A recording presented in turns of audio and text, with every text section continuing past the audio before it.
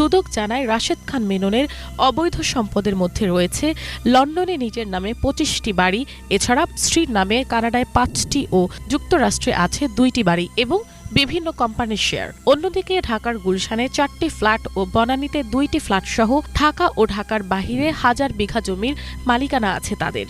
এছাড়া নিজের আত্মীয় ও স্বজনদের নামে 1,500 কোটি টাকা ও অস্থাবর সম্পদের পাহাড় গড়ার অভিযোগ আছে এই বাম নেতার বিরুদ্ধে। আমি বলতে চাই, বাইডেন সাহেব ট্রাম্পকে সামলান, আমাদের ঘর আমরা সামলাম। নির্বাচন হবে, শেখ হাসিনার সরকারকে রেখেই হবে।